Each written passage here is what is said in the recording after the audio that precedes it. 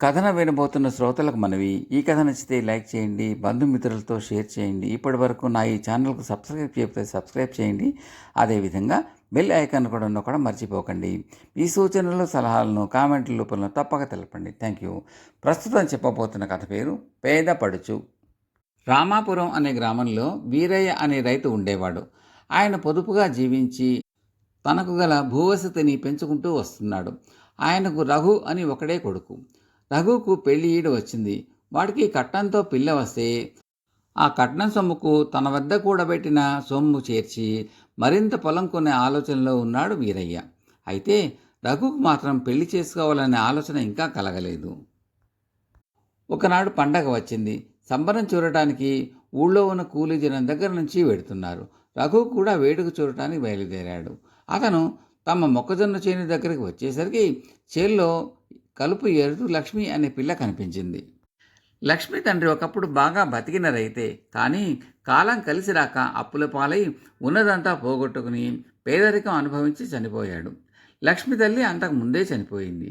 అనాథ అయిన లక్ష్మిని నాయనమ్మే పెంచి పెద్ద చేసింది. ఇప్పుడు ఆ నాయనమ్మ కూడా చాలా ముసలిదైపోయింది. ఆవిడకు కళ్ళు సరిగా కనపడవు, చెవులు వినపడవు. లక్ష్మి రెక్కల కష్టం మీద తన పొట్ట పోసుకుంటూ ముసలిదాన్ని కూడా పోషిస్తున్నది. వాళ్ళిద్దరూ ఒకే పాకలో నివసిస్తున్నారు. రఘు లక్ష్మిని చూసి ఆగి, ఏమే లక్ష్మి, ఊళ్ళో ఉన్న జనమంతా సంబరానికి పోతూ ఉంటే నువ్వు ఇక్కడ పని చేస్తున్నావేం అని అడిగాడు. పోవటానికి వీలుంటే ఎందుకు పోను అన్నది లక్ష్మి. కలుపు తీసినందుకు మా నాన్న ఎంత ఇస్తానాడేం అన్నాడు రఘు. పని పూర్తి చేస్తే 2 అణాలు ఇస్తా అన్నాడు అన్నది లక్ష్మి. ముష్టి 2 అణాలేనా, నేను ఇస్తాలే, వెళ్ళి సంబరం చూసిరా అన్నాడు రఘు. నాకు అక్కర్లేదు, నాకు డబ్బు రావటమేనా, చేస్తానన్న పని చేయక్కర్లా అన్నది లక్ష్మి. రఘు మారు మాట్లాడకుండా చొక్కా విప్పి ఒక పక్కన పెట్టి చేలో ప్రవేశించి ఇంకొక పక్క నుంచి తాను కూడా కలుపు తీయసాగాడు. కలుపు పని త్వరగా అయిపోయింది. అలవాటు లేకపోవడం చేత రఘు బాగా అలసిపోయాడు.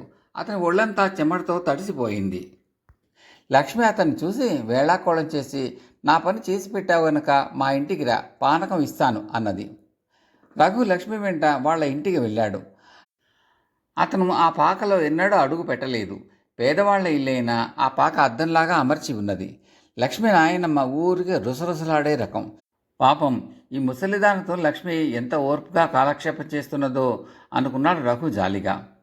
లక్ష్మి రఘుకు తాగటానికి పానకం ఇచ్చింది.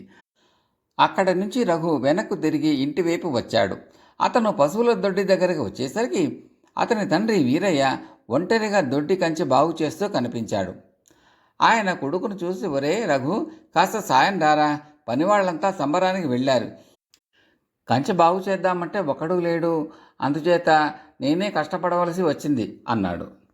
రఘు తండ్రికి సాయం చేయసాగాడు. కొడుకు పరధ్యానంగా ఉండటం కనిపెట్టి వీరయ్య, ఏమిట్రా ఆలోచిస్తున్నట్టున్నావు అని అడిగాడు.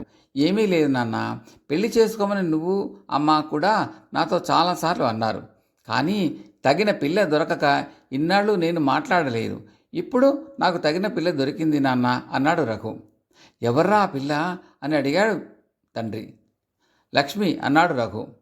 మన ఇంటికి అప్పుడు అప్పుడు పనికి వచ్చే పిల్ల అన్నాడు వీరయ్య. అవును, అదే నాకు తగిన భార్య అన్నాడు రఘు.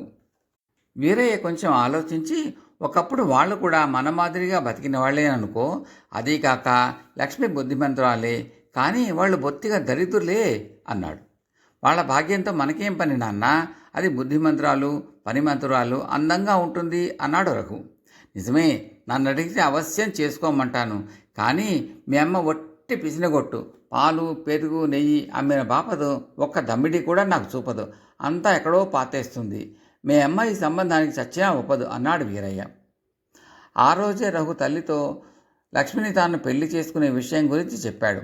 ఆవిడ అంతా విని, నీకు ఇష్టమైన లక్ష్మిని చేసుకుంటానంటే నేను వద్దంటానుట్రా, కానీ మీ నాన్నకు ఎంత డబ్బు కాపినమో నువ్వు విరగవు. నువ్వు కట్నం ఏమీ లేకుండా ఎవరో పేద పిల్లలను పెళ్లాడతానంటే ఆయన ఎంత మాత్రము ఒప్పడు అన్నది. ఆ తర్వాత వీరయ్య ఆయన భార్య కూడబెలక్కున్నారు. వీరయ్య భార్యకు దుర్గ అని వేలు విడిచిన మేనకోడలు ఉన్నది. దుర్గను రఘుకి ఇచ్చి చేయాలని ఒకప్పుడు పెద్దవాళ్ళు తమలో అనుకున్నారు. దుర్గకు ఆస్తి కూడా ఉంది. ప్రస్తుతం ఆ పిల్ల బస్తీలో ఉంటున్నది. ఆ దుర్గను తీసుకువచ్చి 1 నెల రోజుల పాటు తమ ఇంట్లో ఉంచుకుంటే రఘుకి మనసు లక్ష్మి మీద నుంచి దుర్గ మీదకి మళ్ళుతుందని వీరయ్య భార్య అనుకున్నారు. ఆ విధంగా పేదపిల్ల కోడలుగా వచ్చే ప్రమాదం తప్పుతుంది. వీరయ్య ఏదో మిష మీద బండి చేసుకుని బస్తీ వెళ్ళి దుర్గను తీసుకువచ్చాడు. ఈ దుర్గకు అందం కన్నా ఆడంబరం హెచ్చు, తెలివితేటల కన్నా అహంకారం జాస్తి. తనకున్న ఆస్తి కొంతే అయినా తానొక లక్షాధికారిని అయినట్టుగా ప్రవర్తించేది. ఆమె వచ్చింది మొదలు అటు వస్తువు ఇటు పెట్టలేదు. తాను కూర్చున్న చోట నల్లా చెత్త చేర్చేది. తన సొంత పనులు కూడా అందరికీ పురమాయించేది. పల్లెటూరులో తనకేమీ తోచటం లేదనేది. విసుగు విరామము లేకుండా వాగుతూ ఇతరులను పని కూడా చేసుకొనిచ్చేది కాదు. రఘుతో తల్లి, నాయన, దుర్గా బస్తీలో పెరగటం వల్ల కొన్ని బస్తీ పద్ధతులు నేర్చుకున్నప్పటికీ దాని మనసు మంచిది. అది నీకు పెళ్ళామైతే మనకు ఆస్తి కలిసి వస్తుంది. మీ నాన్న ఎంత సంతోషిస్తాడో చెప్పలేను. అందుచేత నువ్వు దాన్ని సంతోషపెట్టడానికి ప్రయత్నించు అన్నది. సరేనమ్మా అన్నాడు రఘు. కానీ దుర్గ ప్రవర్తన నానాటికి దుర్భరం కాసాగింది. ఆమె చేత తిట్లు పడలేక ఇద్దరు కమతగాళ్ళు పని మానేశారు. ఆవుకు జబ్బు చేసింది. దాన్ని చూసే మనిషే లేడు. వీరయ్య కొడుకుతో, "ఒరే, నువ్వు కాస్త ఆవును కనిపెట్టి ఉండాలిరా" అన్నాడు. "నేను బస్సీకి వెళ్తున్నాను నాన్న, దుర్గకు ఏవో వస్తువులు కావాలిట" అన్నాడు రఘు. వీరయ్య భార్యకు ఏం చెయ్యాలో తోచలేదు.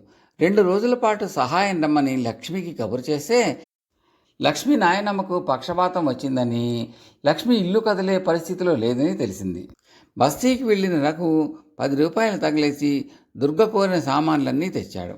ఆ రోజే వీరయ్య భార్య కష్టసుఖాలు మాట్లాడుకున్నారు. ఈ దుర్గ వచ్చినప్పటి నుంచి అన్నీ తారుమారే. పొట్టి సోమరిపోతూ నన్ను నౌకరులాగా చూస్తుందేమిటి? ఎన్ని వస్తువులు పగలగొట్టిందో చెప్పలేను. నిక్షేపం లాంటి ఇల్లు నరకంగా అయిపోయింది. నాకు మతిపోతున్నది అన్నది వీరయ్య భార్య. అది ఒకటేనా, మన రఘు కూడా దానికి బానిస అయిపోయాడు. ఇది తెచ్చే ఆస్తి మాట ఎలా ఉన్నా దానికి 10 వాడి చేత ఖర్చు చేయిస్తుంది, చూస్తూ ఉండు అన్నాడు వీరయ్య. ఇద్దరూ కలిసి దుర్గను పంపించేయాలని నిర్ణయించారు. వీరయ్య ఏదో పని మీద బస్తీకి వెళ్ళవలసినట్టు నటిస్తూ దుర్గను కూడా వెంటబెట్టుకుని వెళ్ళాడు. ఆ రోజే వీరయ్య భార్య లక్ష్మి ఇంటికి వెళ్ళి, "లక్ష్మి, మీ నాయనమ్మ ఈ స్థితిలో ఉండగా నిన్ను నమ్మనడం బాగుండదు. మీరిద్దరూ మా ఇంటికి వచ్చి అక్కడే ఉండండి. నాకు మనిషి తోడు లేకుండా జరగదు. మీ నాయనమ్మకు కావలసిన సదుపాయాలన్నీ నేను చేస్తాను" అన్నది. ఆ రోజే లక్ష్మి తన నాయనమ్మతో సహా వీరయ్య గారింటికి వచ్చేసింది. లక్ష్మి అడుగు పెట్టగానే మళ్ళీ ఇల్లు ఎప్పటిలాగా అయింది. ఇల్లు తీర్చిదిద్దటంలో లక్ష్మి చాలా సమర్థురాలు. కొన్ని రోజులు గడిచాక వీరయ్య రఘుతో, "వెనక ఎప్పుడో లక్ష్మిని చేసుకుంటానంటివి, ఆ అభిప్రాయం నీకింకా ఉన్నదా" అని అడిగాడు. "నాకెప్పుడు ఆమెను పెళ్ళాడాలనే ఉన్నది. మధ్యలో మీరే అడ్డుపుల్లలు వేశారు" అన్నాడు రఘు. ఆ తర్వాత కొద్ది రోజులకే లక్ష్మికి రఘుకు పెళ్ళయింది. దానితో అందరూ సుఖంగా ఉన్నారు. కథ సమాప్తం.